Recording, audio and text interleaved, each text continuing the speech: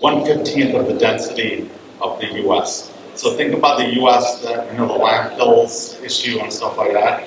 Think about India 15 times bigger, that problem. And then the U.S. fortunately is energy neutral or energy neutral. India is a growing population, is energy deficient. So India has an issue where you have a lot of waste, bio waste accumulating, and it has a lot of energy needs because it's a very growing economy. And so India came up with a lot of different innovative solutions, and that is what we're talking about. And perhaps some of them, may be applicable worldwide. So it is an honor here. I'm here with Anand Srivastava, managing partner of Dentons India, and also Satish Jha. When in his youth, maybe about 20 years ago, worked under Prime Minister Gandhi in this problem over here. So I guess the best way to start is let Anand start with the presentation, and then we'll go from there, and then we'll have a discussion on it. Okay, so a little bit about Dentons. Dentons is the world's largest law firm, as you may know. It's present in about 86 countries and 296 cities. We cover pretty much, it's the largest firm in America with 43 offices, the largest in Canada, EU, we are in 29 cities. In America, again, of course, we have offices in all the prominent places. In Africa, we cover 22 countries with 26 offices. In India, we are present in 7 cities right now. We are opening our 8th office in January. So, and of course, there's like a lot to be said, but I'll skip that. So quickly, how we have, go to slide where we have the installed capacity. You can skip all of this. So what we thought was we will generally introduce the installed and generated capacity data and then basically come to what's happening in India. Of course, you know that India became a $1 trillion economy in 2015 and is now the 4th largest economy in the world, going to be the 3rd largest economy in the world by 2026 and next year, December. So what has propelled all of that is 3 things which we were talking earlier in the corridor, which is called digitization, financialization, and of course our focus on renewable energy. Digitization, of course, is the online payment mechanism, which I will just reveal to Keshav in the corridor that the latest data of July says that if 100 financial online transactions happen in the world, 44 happen in India. And so on digitization, India is the world leader today, believe it or not. And on financialization, India turned the corner by introducing Aadhaar, which is a common card, which integrates the taxpayer, the bank, and the personal identity of people. UIDAI is its the scientific name, but it's called Aadhaar card, and that has integrated and brought 33% or more of Indian paying community into the role of tax and integrated the bank accounts. And last, of course, is the renewable energy focus. So if you see on this screen, this is the present installed capacity as of 31st July. And renewable energy, so 490 gigawatts, as Keshav was saying, we are energy deficient as a nation, out of which 49.22% is renewable energy, and coal still constitutes a large portion. Solar is at 24.29, hydro is at 10.13.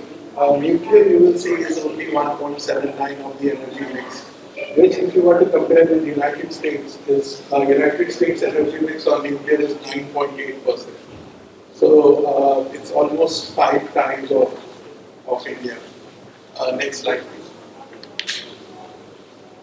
And if you were to see the capacity trends, the growth rate, which is the golden line, year-on-year growth rate, that has been growing steadily. So this is again as of 31st July, the growth rate of the generated of the installed capacity is peaking. Next slide.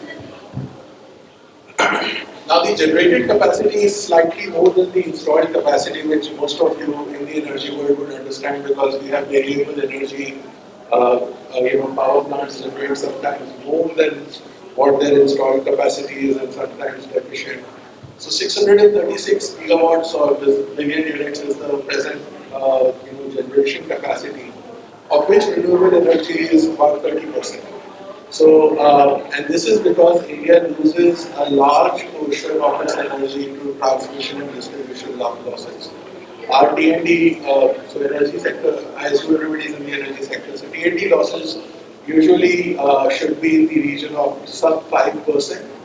So, and you will see that the government is doing a lot towards battery energy storage and ESS space generally, which we just next slide. Again, this is the trend, and so if you see the generation is actually going down. That is not growing as fast. So what is India doing about this? Next slide, please. So India has adopted the Panchamrit goals. These were basically adopted at the COP26, which is the 26th session of the Conference of Parties, which are 5 points. Achieve 500 gigawatts of non-fossil fuel energy capacity by 2030. Source 50% of energy from renewables. Reduce carbon emissions by 1 billion tons. Cut carbon intensity by 45%. And reach net zero by 2070. So this is basically the plan for the future. Presently, out of the 490 gigawatts of installed capacity already, I think 49.22% is renewable. And if you were to go to the next slide, what the government is committed to do. Indian government has committed about $360 billion in renewable energy and infrastructure by 2030. Presently, India is the world's largest recipient of development project financing.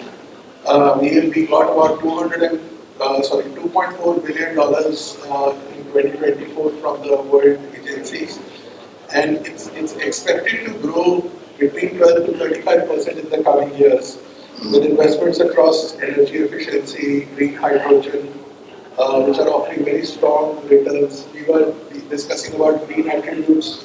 If there's there are about 9 transactions that have happened in the last year, where energy and the green attributes have been separated, and the green attributes have been traded separately, and the energy is merchanted then as fossil fuel. It doesn't carry the green benefits with it. Projections, again, 3 large projections. 107 billion is projected to be invested in the power transmission sector, which is deficient in India. 360 billion is invested in clean energy, and 800 billion is to be invested by the private sector. Why India? In the next slide. So 100% foreign direct investment is permitted. India is offering very few nice and welcome production-linked incentives and policy reforms. There is accelerated deployment of energy storage solutions because we need constant and steady power, and India missed that entirely. So the present installed capacity is less than 250 gigawatts. So there's a lot to be done.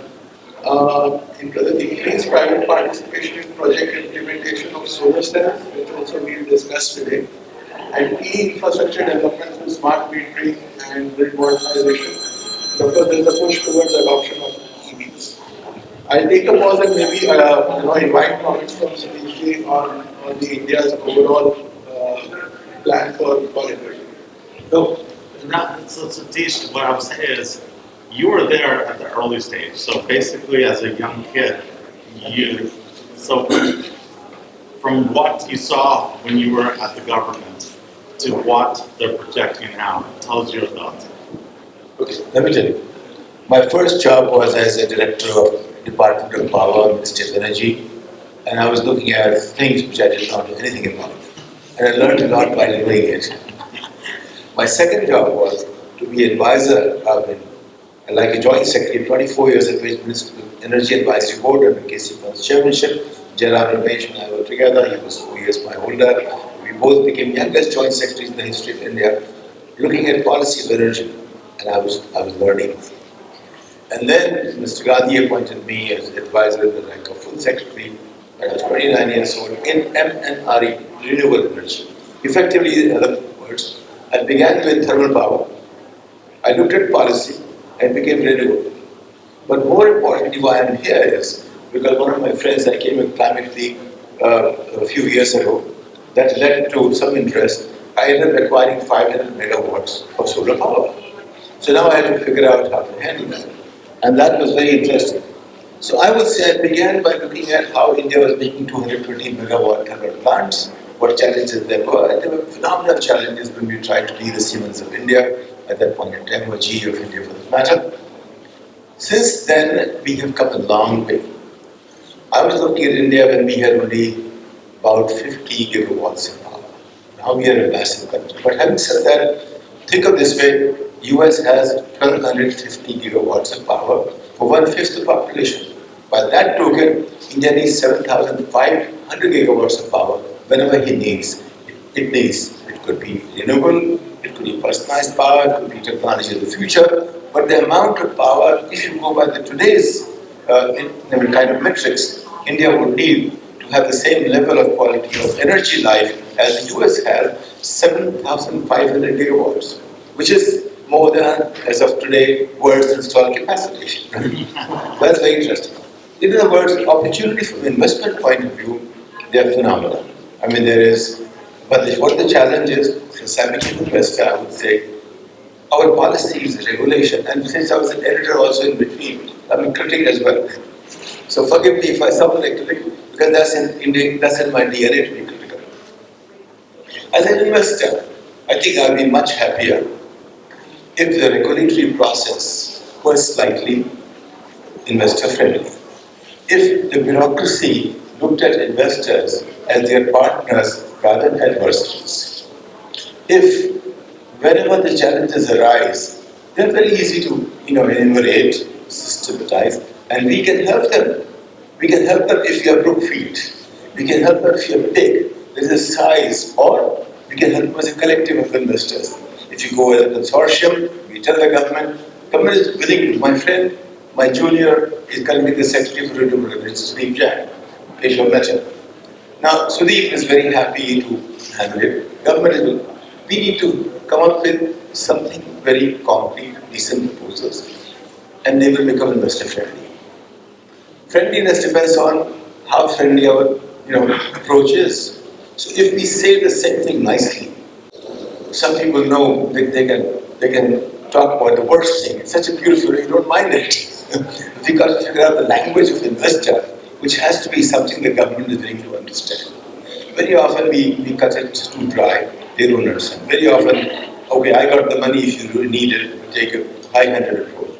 So there is something that has to be done from my point of view. First, India needs 5,000 gigawatts in the next 5-10 years. It's not possible. In other words, possibility spectrum is phenomenal. How much money? India needs $2,500 billion today as a current plan. How much does it have? Not even 200 has come in yet. So the huge amount of money has to come in. So the point is, investors, from investor point of view, is a land of opportunities. All you need to be careful about, as a small-time investor, I would say, is look at the regulation. Look at, can you connect with the government at the level you are operating, at the state or district, wherever it is, or the sector.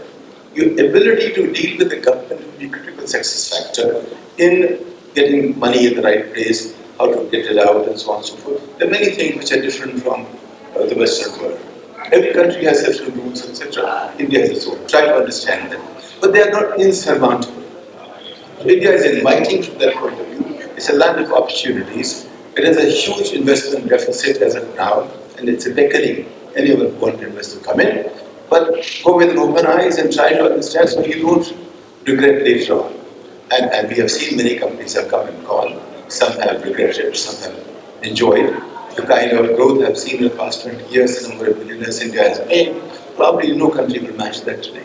So that's the opportunity. So see from that point of view, and I think energy is a sector, because energy intensity of India is so low. I think we talk about villages being electrified, which basically means some wire line goes through that.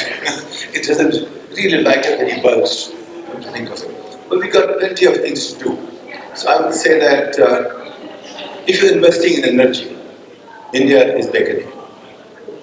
So Satish, Am I clear? Yes. I do have a question. Yes. So from the presentation, it projects India needs $800 billion of private sector investment. If you had to make your bet, where would you do it? In nuclear, solar, grid infrastructure? If you had to target one area, you had to do which sector would you do it? You see, solar has multiple sectors within it. Yeah. You've got to choose carefully what's your sweet spot. Okay. But there are multiple sectors within the solar. Those are interesting from investment return point of view. Otherwise, you have to be infrastructure play guy. Infrastructure play gives you a different kind of return. You're comfortable with it, and there are some portfolio managers that know how to leverage it. Right? Okay. It's not meant for you can say the faint-hearted. So infrastructure investment is for really the big boys. Small guys are not. Okay, so one of the things Anand mentioned was, I guess, what you call the leakage. India generates a lot of potential energy, but it's not getting to the right places. You talk about T&D. T&D has become better. It used to be 25% losses at one time. Now it's only 5%. Now it's right. 20. So 25 to 20 is there's improvement of 5%. It takes time. T&D losses at one time, there were a variety of reasons I wanted to go. Corruption was part of it. And technology has made that a little easier. For instance, now the foot soldier cannot sell power, cannot tamper with meters. Those things happen. So there is some transmission dispute losses that will happen anyway. The question of exchange for technology, etc., that happens, there are also the T&D losses. So you cannot break it down. What's the world's lowest T&D losses? Less than 5%. So there's plenty of room there. And that can happen depending on the kind of T&D network we create. And we have been about 4 to 5 generations behind in technology and perfecting it. That is across sectors. And I must say that at least urban India today, by and large, the tier 1 cities, they don't have power cuts easily. That's unusual. Tier 2 cities, they still have power cuts and there are challenges there. So it all depends on how much government wants to make sure that we will supply power here and so on and so forth.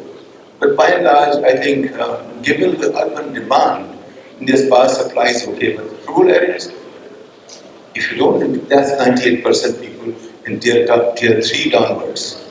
If you don't give them 92%, not 92%, if you don't give them enough power, there will be problems. So that's where the T&D losses are next. Because things are spread out. It also is a question of what kind of voltage through which you basically transfer it. But I think technology will change that. So once to bring it to the 5%, given the state technology, probably it will be a wishful thinking. That's good.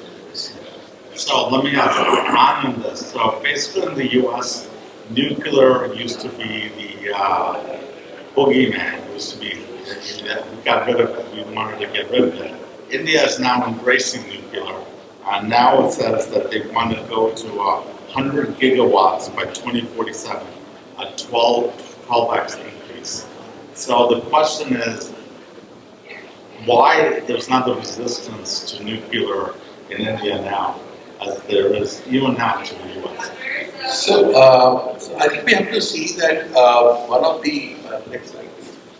So on nuclear power, India has basically been deficient actually. We only had 8 gigawatts out of 24 plants, and mostly it has been towards lack of fuel, which has been India's problem. So India signed the 2008 agreement with the United States. It was called the 123 agreement.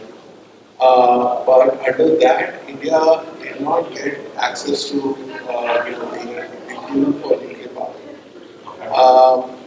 So what we have now done is, after Prime Minister Modi's visit in February, India also came up with the nuclear policy and framework recently, which targets 100 gigawatt for Viksit Bharat, which is Prime Minister's target for 2047. What does that do? It basically changes, India's path towards the Panchamrit that we spoke about, by making renewable energy and sustained energy as a part of the mission. India, as I told you, has only 1.2% of its energy mix, as opposed to United States 10% of energy mix. So what has happened? Next slide. The key driving force is, of course, there's a budget allocation now issue. So there's a research of $2.2 billion has been set up for SMR research, the small modular reactors research. There's increased private party participation. For that, investment is now permitted. There are legislative reforms. So earlier, the Civil Liability Act and the Atomic Energy Act prevented private capital participation, and basically the operator had strict liability. But now they are looking to amend the law. The equipment supplier earlier was liable for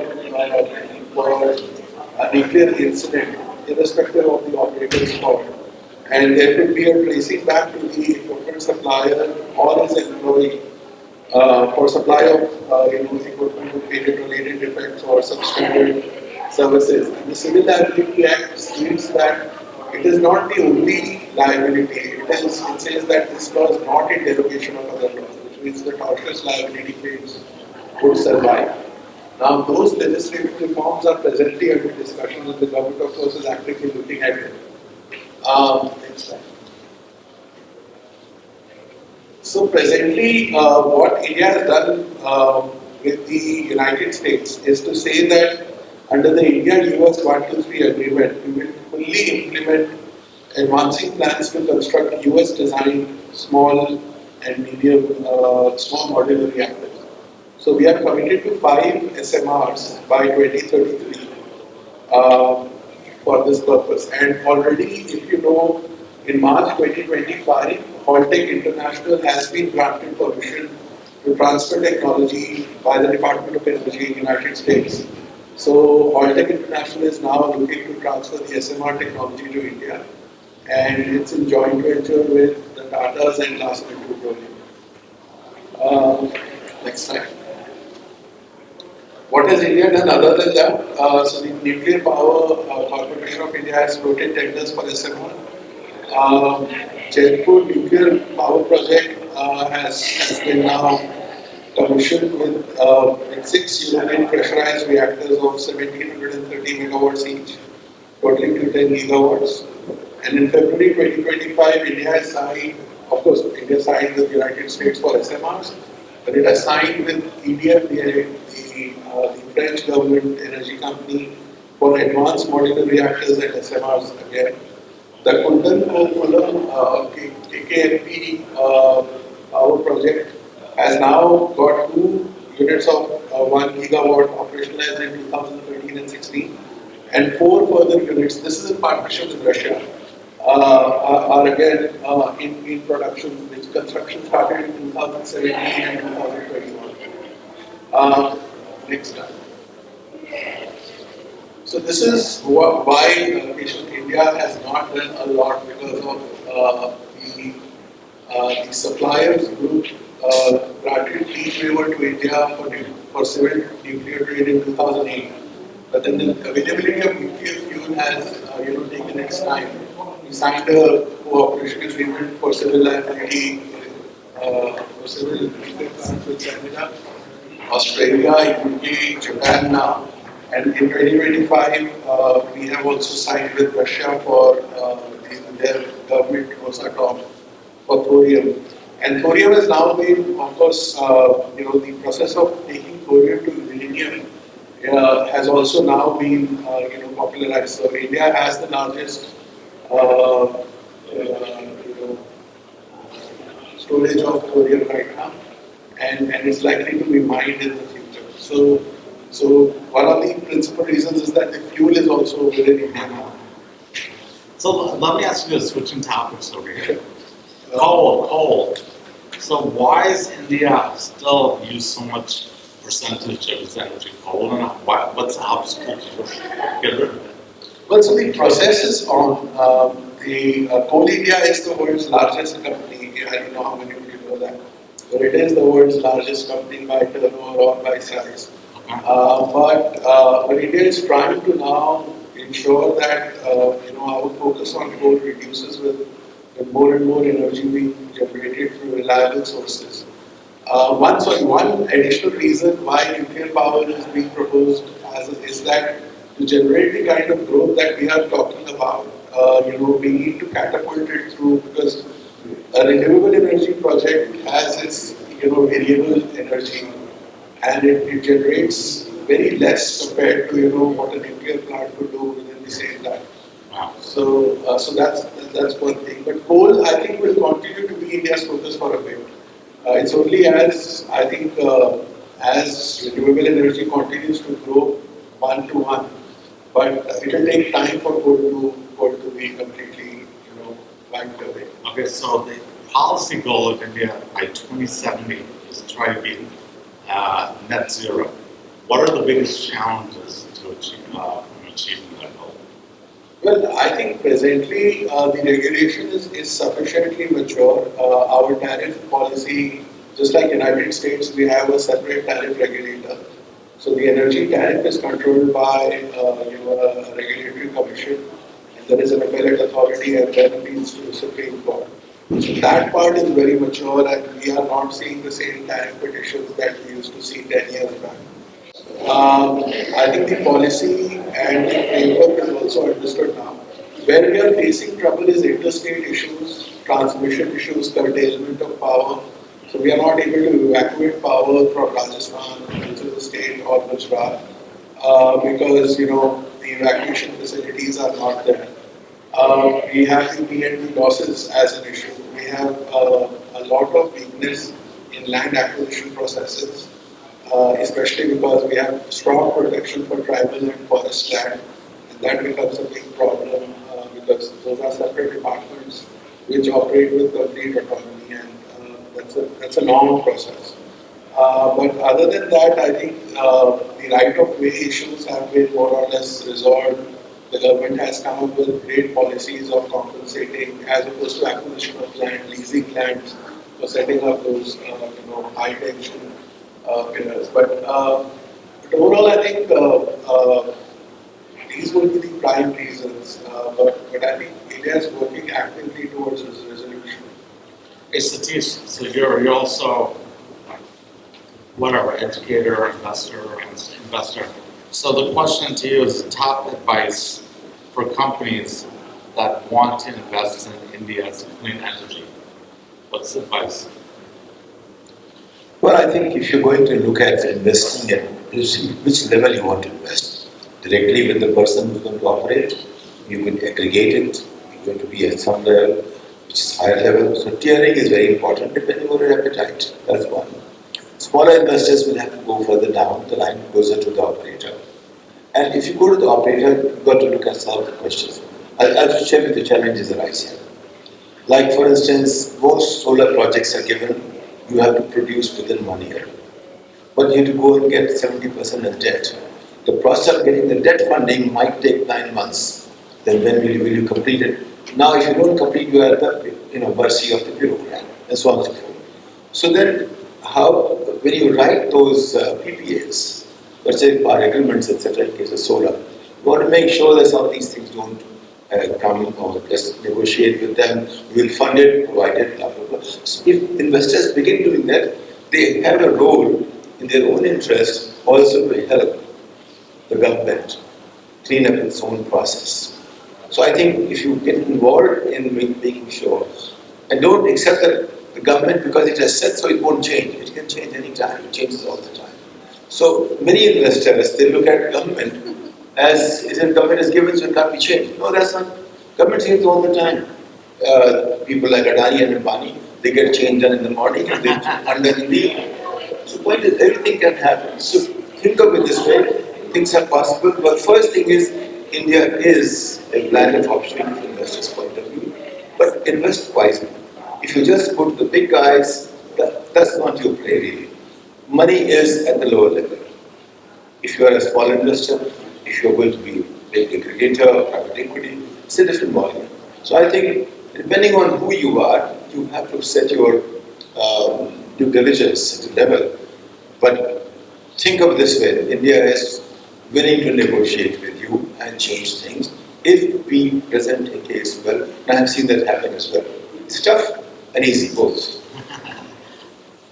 So we only got a couple minutes left. I'd love to ask the audience if you have any questions. Yeah, go ahead. The lady from Denton's. Yeah. Oh, you're Denton?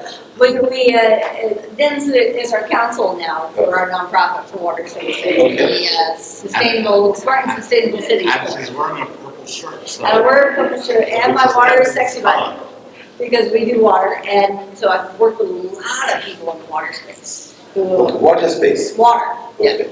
who are I think you want to working in meet India. David Wilcox.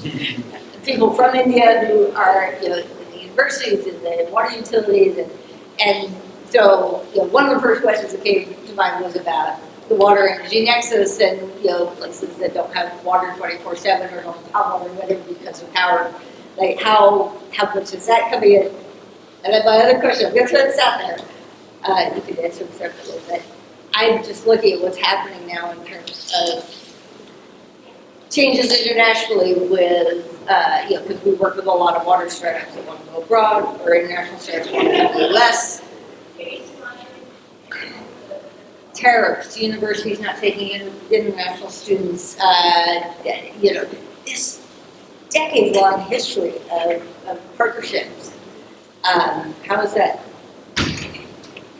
playing out? Where do you see the impacts in terms of continued partnerships or next generation getting education and collaboration opportunities and investment opportunities if people are worried about going and visiting family and being able to get back in the country or any of this other stuff? I mean, What I'm saying is, in the end, no government yeah. which doesn't operate by the rule of law can be there for too long.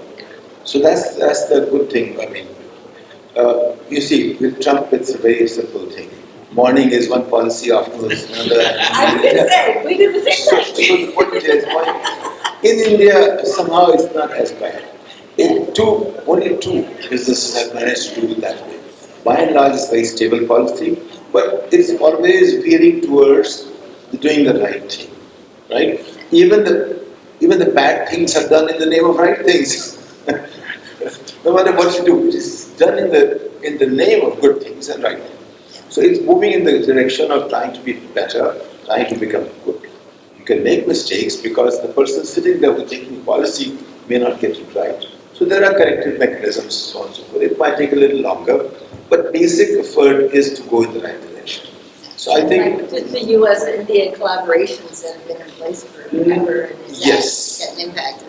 And even now, I think it's much more personal. The policy responses, the knee-jerk reactions that you're seeing between the White House and India is primarily between Modi and Trump. It's nothing to do with the two markets and nations. And probably it's a short-term thing. Couple of points. So India is the largest importer of LNG from United States. India is also the largest consumer of oil from the world. And United States is again a strong, exporter of oil to India. Presently, what three sectors we are seeing where the problem is there is pharmaceuticals, textiles, defense, and also, one of our biggest problems is Monsanto, where, India has said that we will not buy seeds, the GMO seeds, and so because a lot of farmers were committing suicide. So I think India would protect its agriculture community at all costs, which I heard the Prime Minister speak just earlier this month. And when the question was raised to Mr. Jaishankar, the External Affairs Minister, he said, look, as governments, we will continue to engage in conversations and then resolve the issues. At the same point of time, he stressed that United States is our largest partner in the world. We will and we are committed to a $500 billion trade, capacity between the two countries in the next 3 years. So to that extent, speaking from a public dais, the Prime Minister and the External Affairs Minister, committing that we will continue to work towards $500 billion of trade between the two countries is of great significance. The other thing that I wanted to point out was that we have to remember that more than 1 million doctors in the United States, tertiary healthcare, not secondary, not primary, experts, specialists, heart specialists, lung specialists, are Energy Indians. specialists, water Are specialists. Indians, tertiary medical doctors, tertiary level, are Indians. 46% of engineers in the United States are Indians. So, and India commands the world's largest demographic dividend. The average age of India is 24 years, 9 months. So, I think the US will also understand that, you cannot ignore the might, because let's say you understand pharmaceuticals business, right? So, India supplies 68% of API drugs to the United States. So, when you have Telenol, the paracetamol in it is the API, the ingredient, and that comes from India. So if you were to create a logical imbalance, you see, if all the business houses are committed, the top 13 companies in India, the top 11 are 60% of the revenue comes from United States. So it's a bilateral business, and I do not think that whatever USA is the foundation of the free world. We have learned democracy from United States. The only other country in the world in 1792 which had any semblance of democracy was a village in Europe, Sweden. So it was only the founder of America who said, no, I'll step down after 2 terms. That a government came to be formed, the currency was formed, and they created a country out of a treaty. But and therefore the rule of law is, as Satish sir was emphasizing, is very, very important. We are not, India is committed, and I think a lot of people in the United States are also committed. So you should not be very worried that this will pass. Is the message that all business chambers are giving to all the investors and all the community. Okay, Small question. yeah, go ahead. Why can American companies cannot make money in India? What Indian companies seem to be making or ability to make money and repatriate money to Seoul.